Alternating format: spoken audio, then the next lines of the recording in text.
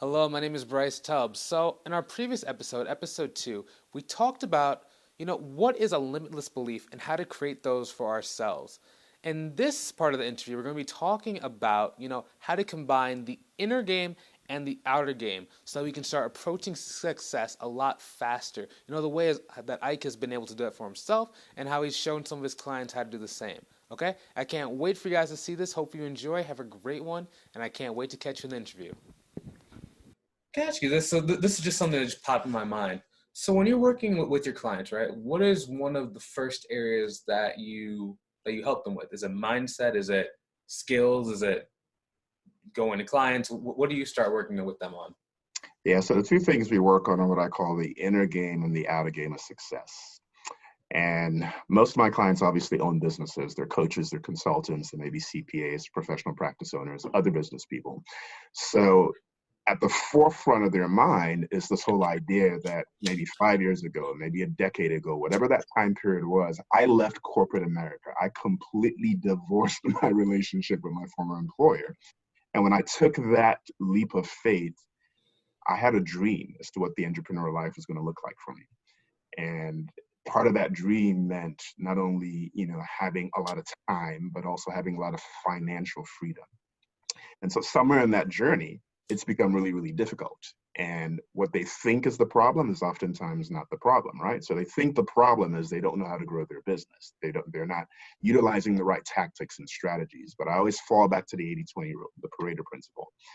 And while we spend 80% of our time and efforts on things that we feel like are going to create the biggest bang for our buck, oftentimes it's only delivering 20%. Yeah. The 80% success that we really need all reverts back to mindset. So we do a lot of work on making sure we can program the right identity of the person who actually has whatever those goals are that we've set aside for those 5 key areas of our life. Because like Tony Robbins would say, before he got to who he was, he said he had to become that MF. He had to program the identity of the guy that we see today. I mean, that's running multi-billion-dollar companies, right? Mm. So, so for the right identity, right? Is that because they're going to start taking the right actions, or why is the right? Because you say it's the right identity. Why is that so important? What do they get after they start to become that right person? Yeah, I mean, the vibrational frequency of somebody who's already accomplished and conquered whatever obstacles that they have between where they are at today versus where they want to be, that individual wakes up completely different. They address problems differently. Their morning routines are completely different. What most people see as problems, they see as opportunities, right? Mm. So their habits, their behaviors, their actions, their thoughts, their beliefs are all in alignment with somebody who already has possession of those things. So we could focus on tactics and strategies for trying to grow your business. But if you have an inherent belief that you're not worthy of being able to have a 7-figure business, I don't care what strategies you're using. You will always self-sabotage, right? If you have an unhealthy relationship with money because you've grown up in a poverty mindset and you just, have issues with the idea of actually having money and having it in abundance, it's going to show up. So, a lot of people are concerned about failure when it comes to mindset, right? Because we just have an inherent fear of failure, and that makes sense. But when we work on mindset, we got to work on mindset not only in how to have an indestructible mindset around failure, but we got to have an indestructible mindset around success.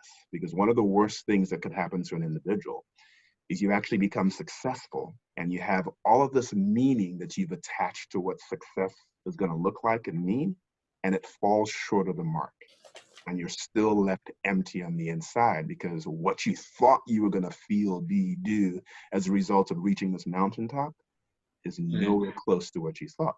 So failure, success, as well as money, those all comprise the things that we need to develop a really, really healthy and strong and indestructible mindset around in order to become the things that we were really ordained and predetermined to become in life. Okay. So out of those three, which, like, for the indestructible mindsets, do you focus on one first, or is it just like you get basically an analysis or by talking to the person, basically seeing which one they struggle with the most, and then you go after that one first? For example, maybe they're struggling with success more than with failure? Do you just attack failure first? I mean, attack success first? Yeah, we have an entire module that kind of goes through all three of them. For each individual, there may be one of the three that's the strongest. But like I said, you asked me today, and I believe mindset is a lifelong journey, right? Mm. Because as you evolve and as you grow, what you find is some of the issues that you dealt with a year ago, you no longer deal with now. But at this new level of becoming, of being who you are, you're now faced with new challenges, new opportunities. And those new challenges and new opportunities will remind you, it's like an onion. It's like you keep peeling back the layer and you start uncovering things that you were not aware of January the 23rd of 2020. But now, January the 23rd of 2021, it's like, oh no, I'm at this new level of success. And all of the stuff is now showing up in my life that I didn't have an opportunity to deal with a year ago. So now I got to work on it.